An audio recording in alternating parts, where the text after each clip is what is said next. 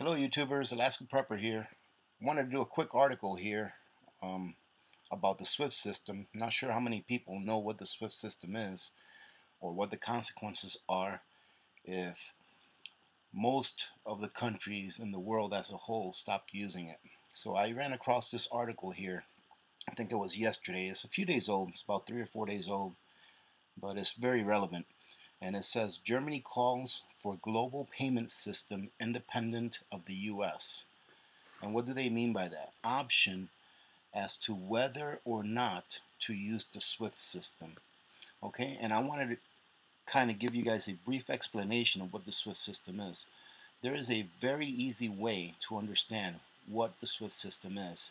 All right, so to put it from a layman's understanding, okay, so to put it from my understanding as to what the SWIFT system is, it's just a financial system that enables nations to be able to trade with other nations using the US Federal Reserve note. Okay? To me, that's the understanding of what the SWIFT system is to me. Okay? And as you all know, that in the past, the SWIFT system has been used for what I would call our geopolitical issues. For example, when sanctions are put on countries by the US, many times they're taken off the SWIFT system. So they're pretty much told, hey, I'm closing your checking account, so you can't use this checking account to trade anymore. And as countries, how do you trade? You trade internationally. So pretty much if you're kicked off the SWIFT system, or if you're not allowed to use the SWIFT system to transfer currency around the world, that pretty much limits to how much trading you can do.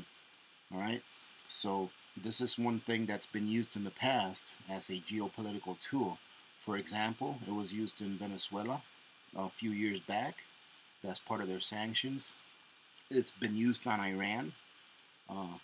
That's part of the sanctions that are on Iran. I do believe that they just sanctioned Russia, but I'm not 100% sure if they were disallowed to continue using the SWIFT system or not.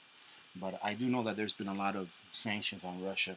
I'm not sure that they have been taken off the SWIFT system yet, because last I heard, they were still trading with Germany. So Russia and Germany trade mainly for imports of natural gas from Russia to Germany. So there has to be a way that they're paying for that.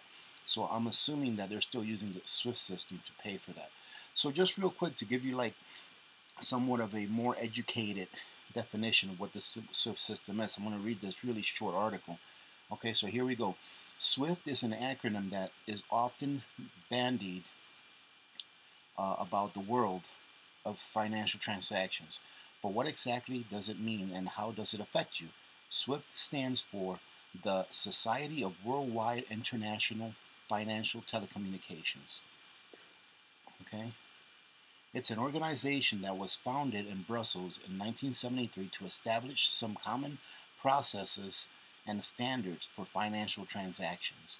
We've put together a short guide to answer the biggest questions about the SWIFT network and how it works.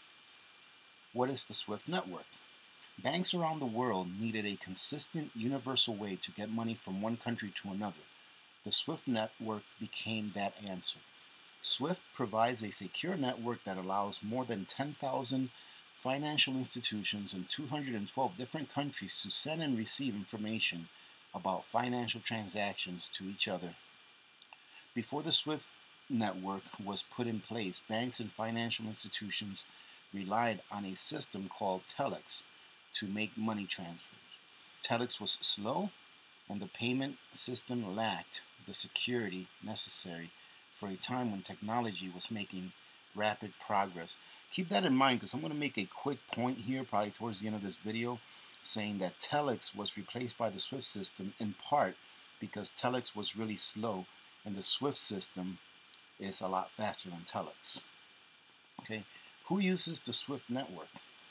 The majority of SWIFT system members are banks, but it's also used by many other businesses: money brokers and security broker-dealers, clearing systems, corporate, non-bank, financial institutions, and more. How does the SWIFT system work? On the consumer end, you can think the SWIFT network a bit like traveling from one airport to another. It's not always possible to take a direct flight, which means you may need to travel from one city to another via several connecting flights. SWIFT works essentially the same way. Your money will travel from one country to another, but to do that, there are often intermediary correspondent banks involved, meaning that before your money gets from A to B, it may have to take a few stops in between before it gets to its final destination. Simply said, the SWIFT network doesn't actually transfer funds, but instead it sends payment orders between institutions accounting using SWIFT codes. It was SWIFT that standardized IBAN, which stands for International Bank Account Numbers, and BIC, which stands for Bank Identifier Codes. SWIFT owns and administers the BIC system, meaning that it can quickly identify a bank and send a payment there securely. What does SWIFT mean to you? As long as your bank is affiliated with SWIFT, then the network can be used to securely communicate a payment order and get your money from one place to another. Although, as a consumer, you should be aware of a few things. Number one, fees are often levied by correspondent and recipient banks. Number two, if your SWIFT transfer involves two currencies, banks often apply poor exchange rates and pocket the difference. Number three, SWIFT transfers can take up to 5 working days in some instances. Now remember that we switched over from the other system, which was named Telex, to SWIFT because SWIFT was a lot faster than Telex. And here is saying that one of the cons is that SWIFT transactions or SWIFT transfers can take up to 5 working days in some instances. Right? So that in today's standards is pretty slow. Okay, if you're sending money through SWIFT, it can be quite pricey, especially for smaller amounts of money. And as noted, if your SWIFT transaction will need to go through intermediary banks, each of them normally will levy their own fee. All right, so you're paying for multiple players. You're paying for multiple middlemen between your transaction going from point A to its final destination. There's going to be several fees added to that. Though most banks will give you the ability to choose whether you, the recipient, or a combination of both foot the bill for these additional fees, the costs can still add up. And you all know, ladies and gentlemen, that in the end, we're the ones, the consumer is the one that actually pays. Okay. On top of that, if your money will need to be exchanged for another currency, banks can add their own spread to the rate they offer you. Okay, and that's an additional cost. If you're concerned about those fees adding up, you may consider using an alternative like TransferWise over your bank for your international money transfers. TransferWise's smart new technology actually skips those hefty fees by sending your money through a series of local bank transfers all over the world, and you'll get the real exchange rate, the one you find on Google, taking the guesswork out of calculating that extra cost. TransferWise does use the SWIFT network for sending money to South Africa, Japan, and US dollars to countries around the world, but TransferWise works to reduce those costly intermediary fees and makes it clear when there may be fees to you up front, so there aren't any nasty surprises. SWIFT is just one of the organizations and the systems that have changed modern banking forever, and it's worth to do your homework to make sure that you know what you are getting. Okay, so that's what SWIFT is. And it's like I said, SWIFT to me is like the world's or the country's checking accounts. They all have their own. All these banks in different countries have their own checking account number, and they're able to, I would say, send and receive information about money transfers. Okay, because obviously, as you know, ladies and gentlemen, the money is not actually transferred. It's just zeros and ones being transferred from one computer to another in a different bank, saying, hey, I'm transferring this much money here, and then in between, I'm sure they keep a ledger of what the balance is supposed to be. All right, it's probably an in and out ledger. Okay, and so there's not actual money being transferred through the wire. It's just information. Okay, so let's go back to this article, and I wanted you guys to realize why it's pretty important that Germany calls for global payment system independent of the U.S. And this is what they're saying. In a stunning vote of no confidence in the U.S. monopoly over global payment infrastructure, Germany's Foreign Minister Heiko Maas called for the creation of a new payment system independent of the U.S. that would allow Brussels to be independent in its financial operations from Washington, and as a means of rescuing the nuclear deal between Iran and the West. Okay, so now they're stating here that the reason they want to become independent of the payment system, of a payment system that's independent from the U.S., is because they want to rescue this nuclear deal. But I think there's way more behind that, because I feel that the U.S. uses the SWIFT system to maybe bully around some other nations to tell them, hey, listen, if you don't do what we want you to do, we're going to go ahead and knock you off the SWIFT system. And now what are you going to do as far as trading internationally if you can't use that system? So now these guys are fighting back, and they're just putting up a front using this nuclear Iran deal. They're putting up a front saying this is why we're doing it. But they can see the writings on the wall. They can see that if they don't find an alternative pay system, they will always have to be under the grasp of what the U.S. government wants them to do. Okay? So it's like all of these sanctions that Europe has put against Russia that's really hurting Poland. Like Polish farmers, you know, they're frustrated with this because they're losing so much money. They have no one really to sell their produce to, you know, in the capacity that they used to, because they've been sanctioned against being able to sell stuff to Russia. And I think that's all changing. I think that a lot of countries are now saying, hey, listen, go ahead and put whatever sanctions you want, but I'm going to go ahead and sell what I want to who I want to sell it to. So why is it important that Germany is saying that they want to find an alternative to find themselves an independent system of payments that's, you know, not the same that the U.S. uses? Okay, I mean, you can read in between the lines, and you can see that, hey, that's why these people want to get away from this system, because it doesn't work. It's pretty much one-sided, you know. So let's continue on here.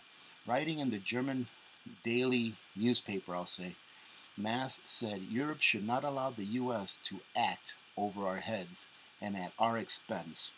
For that reason, it's essential that we strengthen European autonomy by establishing a payment channel that is independent of the U.S., creating a European monetary fund, and building up an independent SWIFT system, he wrote.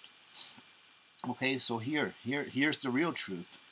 You know, this right here I don't think has to do with the Iran nuclear deal. Maybe it has somewhat of an influence, but he's pretty much saying right here, hey, we don't want to be controlled by the U.S. anymore. We don't want the U.S. making decisions for us because they have us under this control. Okay, so let's continue.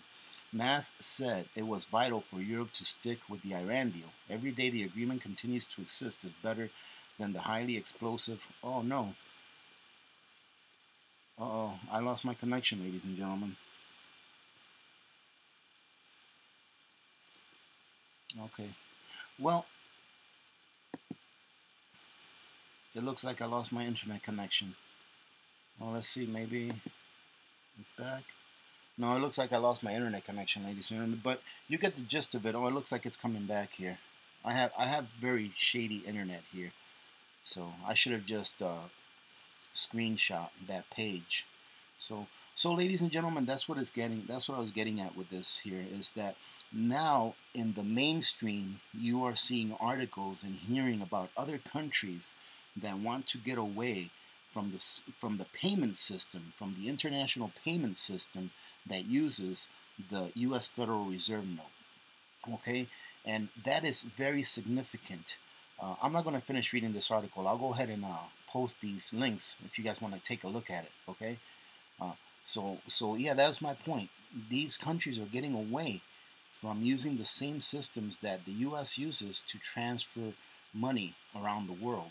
Why are they doing this? All right, I think the reason they're doing this is because the writing's on the wall, all right? Or as some would say, the jig is up.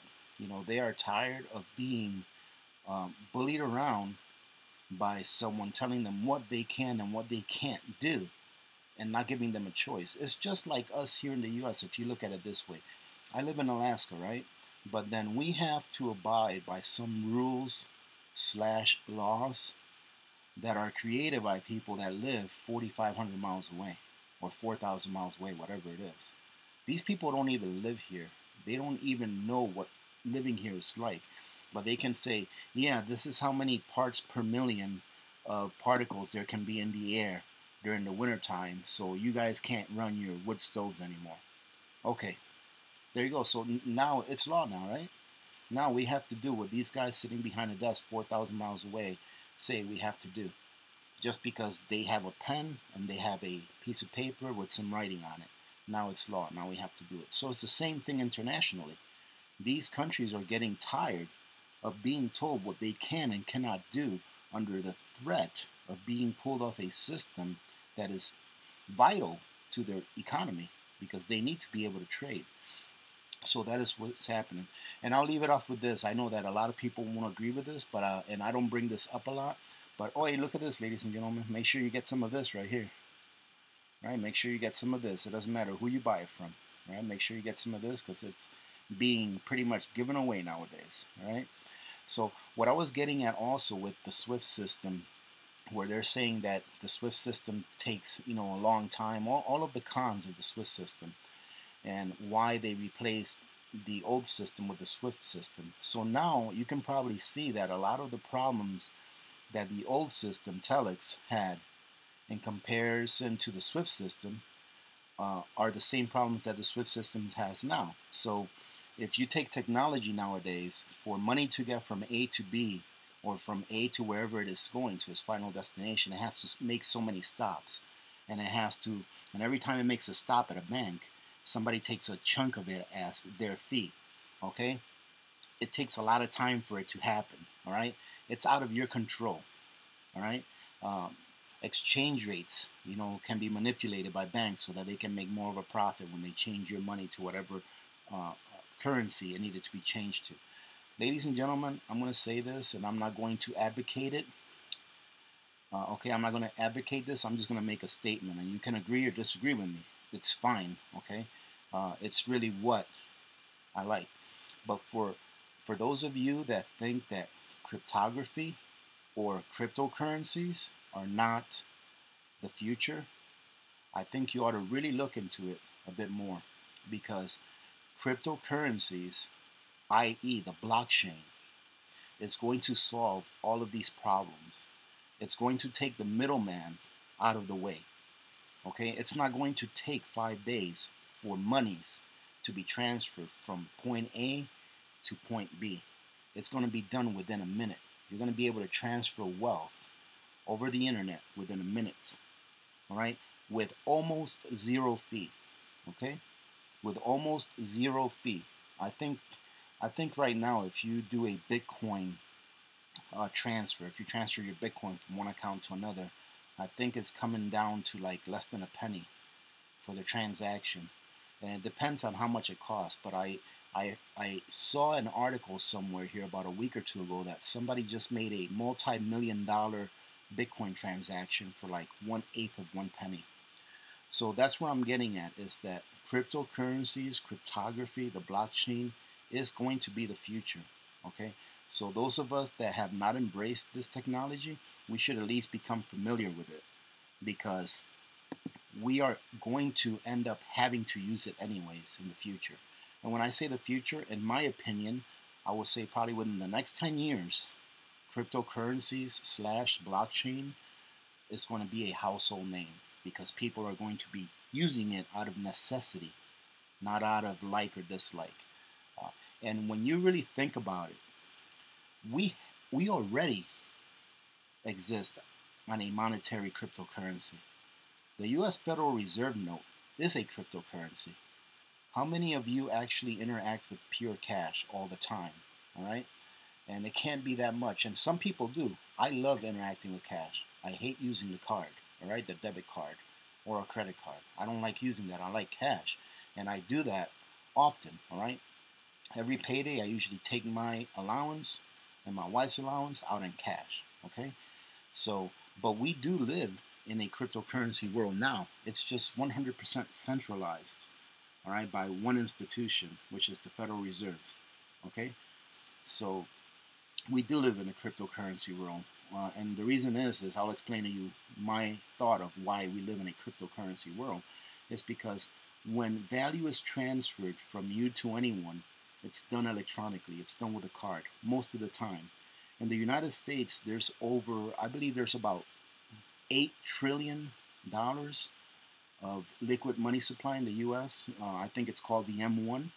So if everyone took every penny they had out of their checking account, their savings account, you know, they cashed in their CDs and all that kind of stuff, I think there's like $8 trillion. Well, ladies and gentlemen, in the U.S., so that means that if everyone in the U.S. got all their money and liquidated all of their paper assets, they would have $8 trillion on hand to spend. The only problem with that, ladies and gentlemen, is this, is that in the U.S., there's only about $600 billion of physical cash, of bills, of Federal Reserve notes that you can actually hold in your hand. There's only about $600 billion, all right?